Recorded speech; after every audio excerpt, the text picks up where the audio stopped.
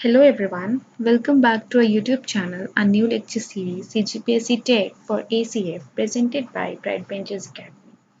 जैसा कि आप लोगों के कमेंट सेक्शन पर बहुत सारे कमेंट्स आ रहे थे जब मैं रिवर्सिबल और इरिवर्सिबल वाला लेक्चर डील कर रही थी, तो आप लोगों का कमेंट ये था कि मैम 2017 में क्वेश्चन पूछा गया था रिवर्सिबल रिएक्शन से रिलेटेड, तो किस तरीके से आइडेंटिफाई किया जाए रिवर्सिबल रिएक्शन को, रिवर्सिबल टाइप ऑफ रिएक्शंस को।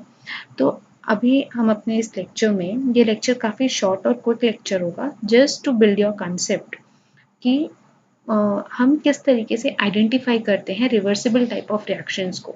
तो कुछ नहीं होता है, बहुत ही इजी कंसेप्ट होता है। अगर आप मेरे केमिस्ट्री के लेक्चर्स जो हैं वो फॉलो कर रहे हैं तो उस लेक्चर इसको समझना काफ़ी आसान हो जाएगा आप लोगों के लिए। तो देखिए यहाँ पर क्वेश्चन है कि an example of reversible reaction is, reversible reaction का एग्जाम्पल कौन सा होगा।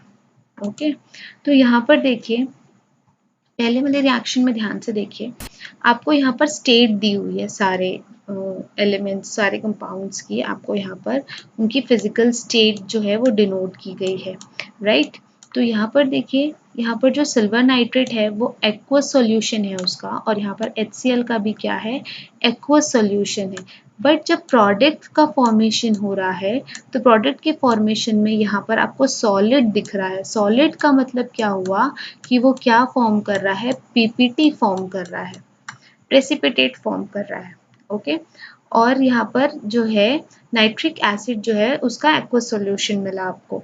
तो जहाँ कहीं भी प्रेसिपिटेट फॉर्म होता है, ऐसे रिएक्शन को हम क्या कहते हैं, प्रेसिपिटेशन रिएक्शन कहते हैं, राइट। प्लस यहाँ पर क्या हो रहा है, डबल डिस्प्लेसमेंट रिएक्शन भी हो रहा है।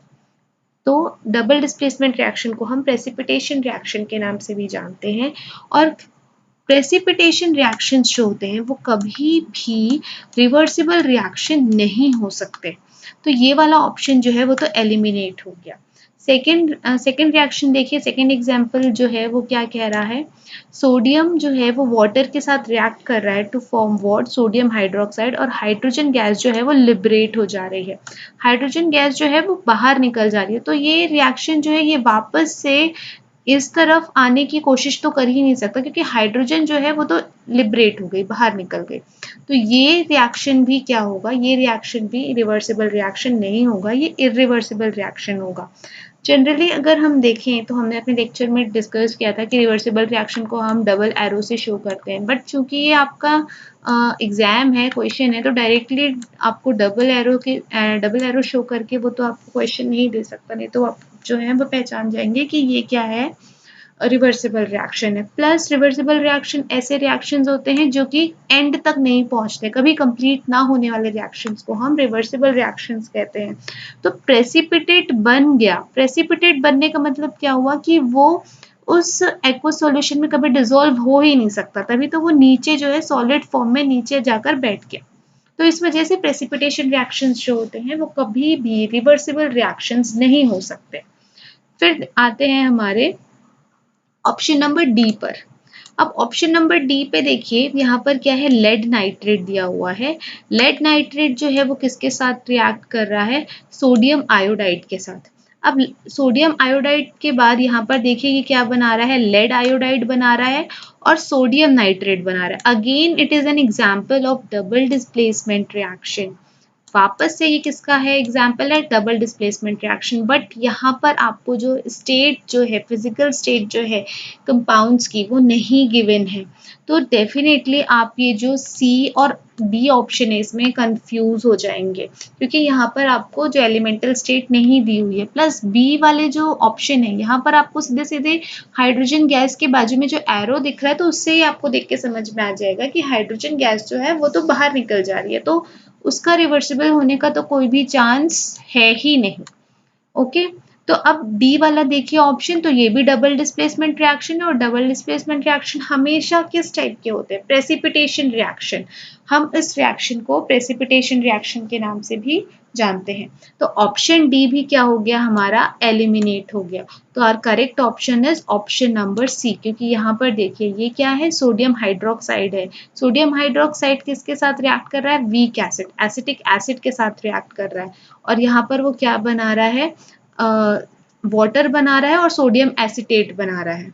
अगर ये रिएक्शन को अगर हमने कुछ प्रिकॉशंस नहीं लिए यहाँ पर स्टॉप करने के लिए, तो क्या होगा, कुछ टाइम के बाद ये यहाँ पर ये जो सोडियम प्रेजेंट है वो धीरे धीरे क्या होगा, इस वाटर के साथ जो है वो बॉन्ड बनाने की कोशिश कर लेगा, क्योंकि हमें पता है कि जब वाटर वाटर और जब बेस का जब रिएक्शन होता है तो वाटर में क्या रिलीज होने लगता है, OH नेगेटिव आयंस जो हैं वो रिलीज होने लगते हैं। अब जब ये चूंकि सोडियम एसीटेट बनाया है और यहाँ पर क्या है, जो बाई प्रोडक्ट है वो वाटर है, तो ये दोनों जाहिर सी बात है एक ही सॉल्यूशन में है, ये एक्वस सॉल्यूशन बना हुआ है। जब इन दोनों के बीच रिएक्शन हुआ तो ये एक्वस सॉल्यूशन बना हुआ है, राइट। सोडियम एसीटेट और वाटर का क्या एक्वस सॉल्यूशन है। तो धीरे धीरे क्या होगा कि यहाँ से वाटर जो है वो वाटर में, वाटर कैसे बनता है, H पॉजिटिव और OH नेगेटिव, ये दोनों आयंस जो होते हैं वो वाटर में प्रेजेंट होते हैं। तो Na जो है वो धीरे धीरे OH के साथ क्या करेगा, बॉन्ड बनाने की कोशिश करेगा। क्यों? क्योंकि यहाँ पर देखिए, एक सेकेंड में जो पेन है वो चेंज कर लेती हूँ, राइट, ओके।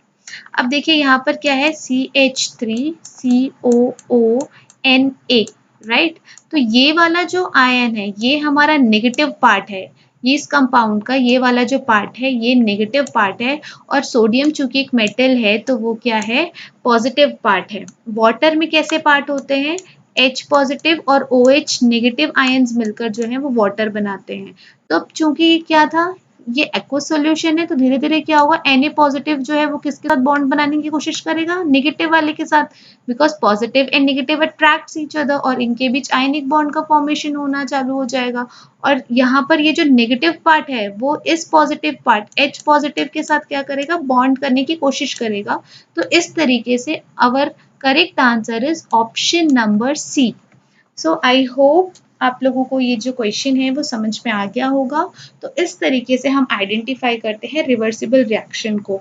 रिवर्सिबल रिएक्शन को आइडेंटिफाई करने के लिए आपको सारे टाइप्स ऑफ रिएक्शंस जो हैं वो पता होने चाहिए और उनकी प्रॉपर्टीज भी जो है वो पता होनी चाहिए।